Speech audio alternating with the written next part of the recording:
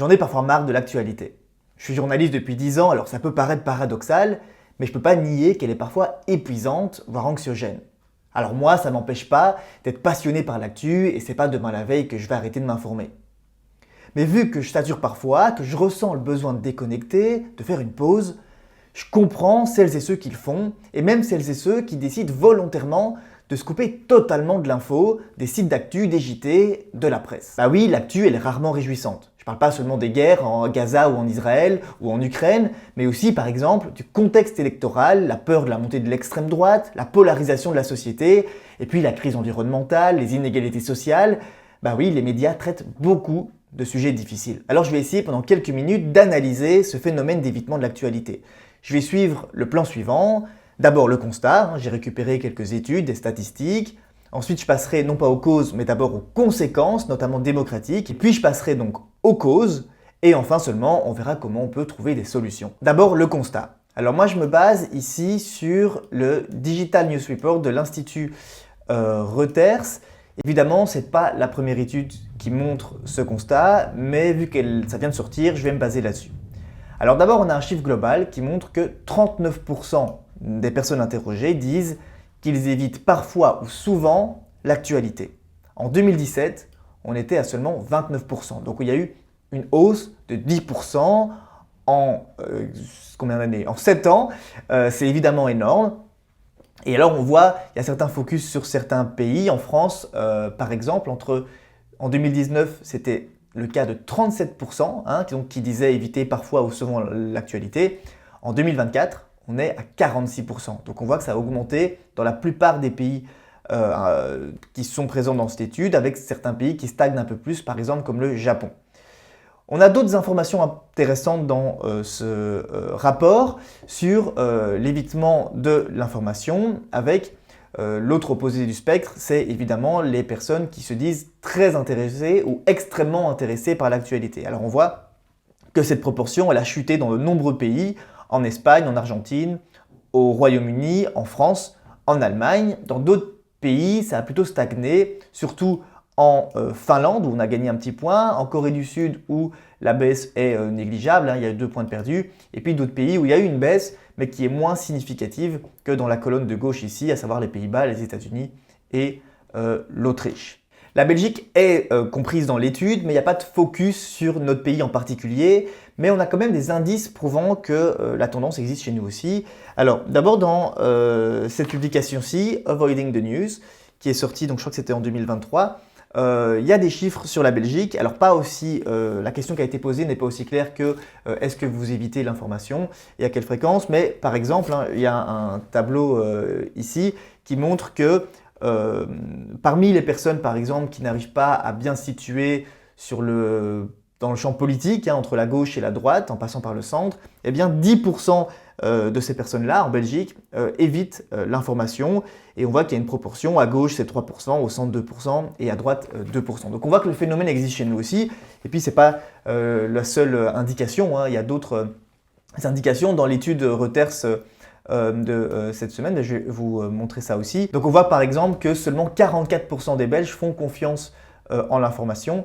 En Belgique francophone, c'est seulement 35%. En Flandre, c'est un petit peu plus, mais c'est pas très élevé non plus. Et on voit que voilà, seulement 15% des Belges payent pour l'information en ligne.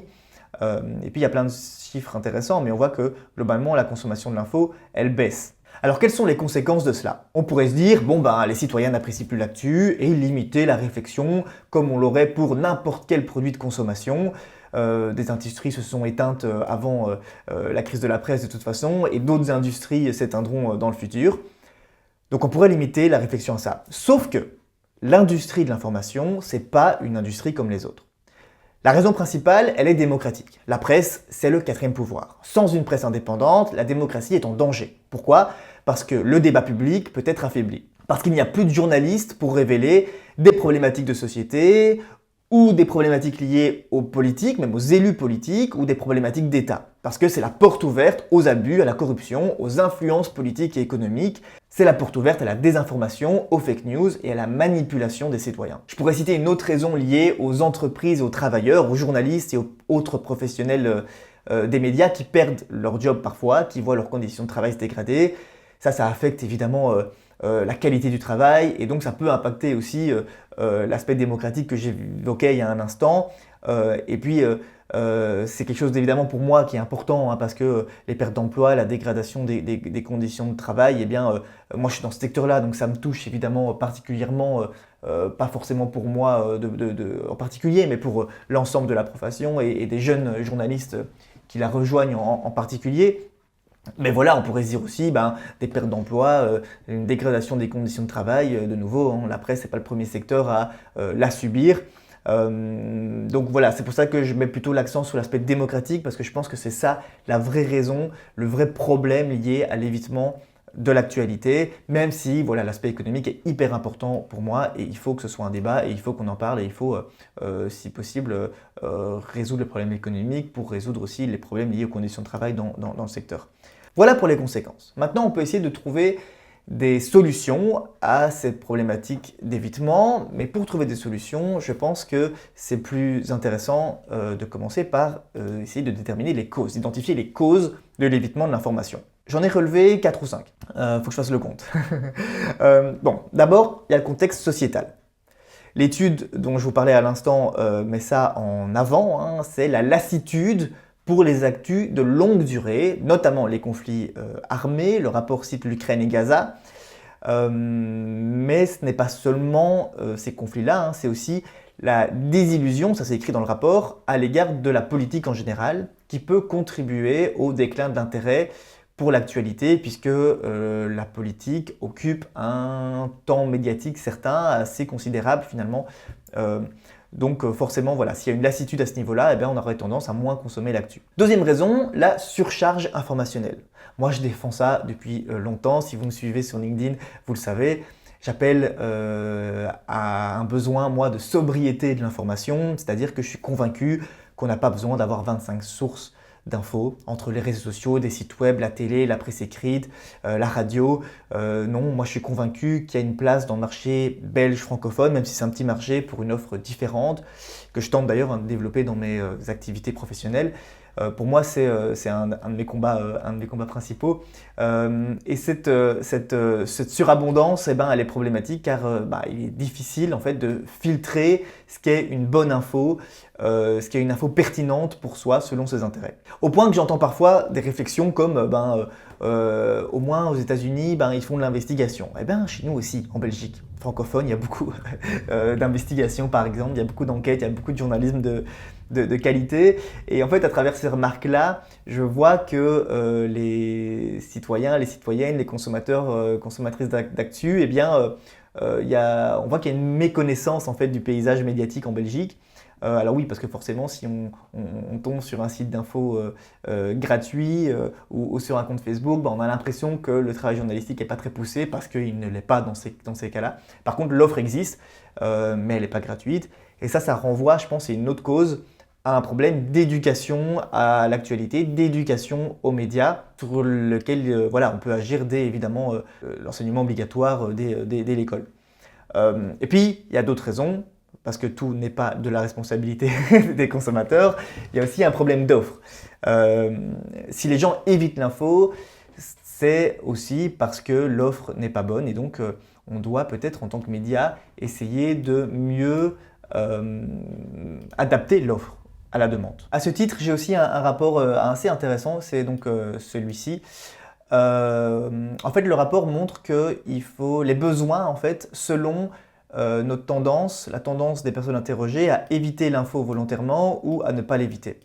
Et on voit donc, ils ont demandé en fait aux sondés leurs besoins lorsqu'ils s'informent. Alors on a les besoins basiques, mais il y a aussi les besoins des utilisateurs. Le point ici à droite, c'est ceux qui évitent l'info, à gauche, c'est ceux qui ne l'évitent pas du tout, et donc on voit qu'il y a une progression. Et donc on voit que parmi ceux qui évitent l'info, il y a un moins grand besoin d'avoir des mises à jour de l'actualité, de suivre les dossiers, un moins grand besoin d'être éduqué, de mettre les choses en perspective, et même de se tenir engagé.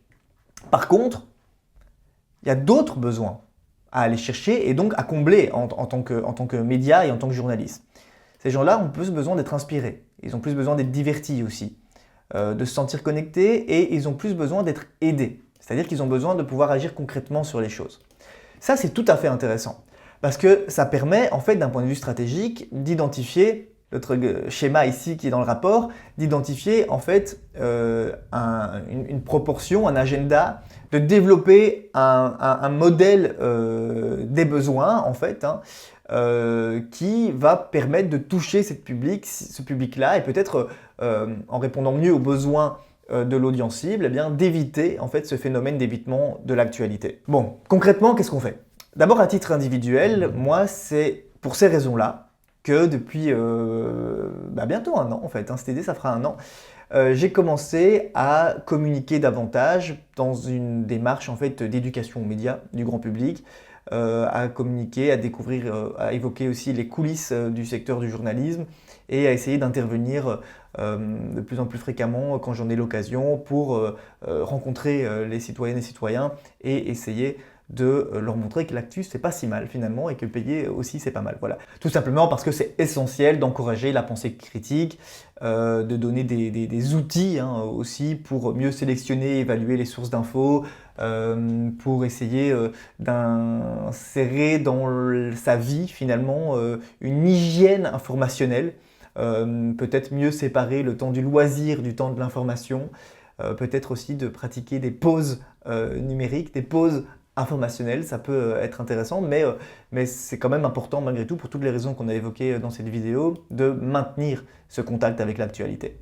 Donc ça, c'est à titre individuel, chacun peut agir à son niveau et selon ses moyens, et puis il y a le titre collectif.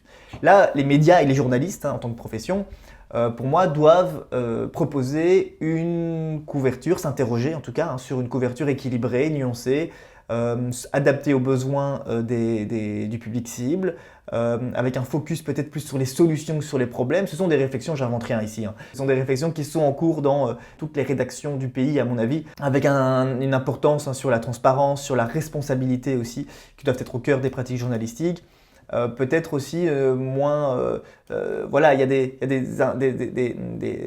attentions à porter aussi sur le vocabulaire à utiliser, sur la culpabilisation éventuellement. Quand on a de l'émotion, c'est aussi comment bien utiliser cette émotion pour pas qu'elle soit anxiogène.